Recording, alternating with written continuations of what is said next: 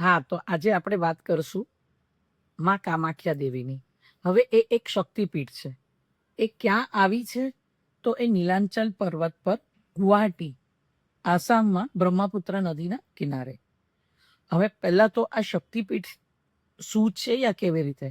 તો જ્યારે દક્ષ પ્રજાપતિએ યજ્ઞ કરેલો અને માતા સતી અને શિવને નહોતા બોલાવ્યા અને માતા સતી ત્યાં ઇન્વાઇટ વગર ગયા, દક્ષ પ્રજાપતિએ એમનું ને શિવજીનું અપમાન કર્યું, જે માં સહન ન કરી શક્યા અને એમણે પોતાની જાતને અગ્નિમાં હોમી દીધા.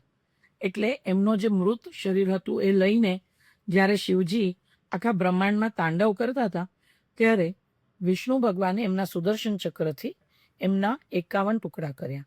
જે 51 ટુકડા કર્યા, કોઈક જગ્યાએ 52 લખ્યા છે, કોઈક જગ્યાએ 51 લખ્યા છે.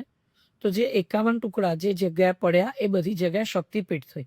હવે આ મા કામાખ્યા દેવી જે શક્તિપીઠ છે ત્યાં માતાની યોની પડી હતી.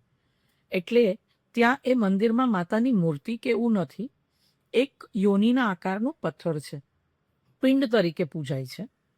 માતા ધરતી પર રજસ્વલા થાય છે વર્ષમાં એકવાર, આષાઢ મહિનામાં 3 દિવસ માટે મંદિર બંધ રહે છે અને ચોથે દિવસે મંદિરના પટ ખુલે છે તો લોકો દૂર દૂરથી દર્શને આવે છે.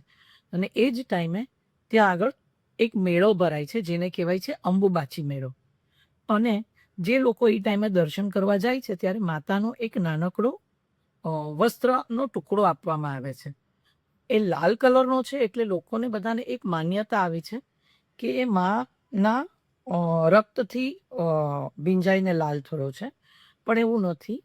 માતાને જ્યારે મંદિરના પટ બંધ થાય છે ત્યારે લાલ કલરનું જ વસ્ત્ર ઓઢાડેલું હોય છે અને ત્યાં અંદર એક પાણી પડે છે, તો એને હિસાબે એ વસ્ત્ર ભીનું બી થાય છે.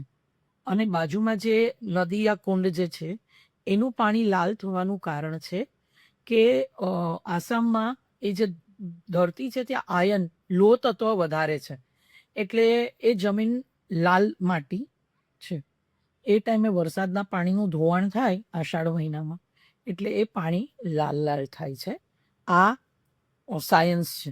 હજુ સુધી કોઈ સાયન્સે પ્રૂફ નથી કર્યું કે એ માનું રક્ત છે, અને ના ત્યાંના મંદિરના પૂજારીઓએ હજુ સુધી કીધું છે.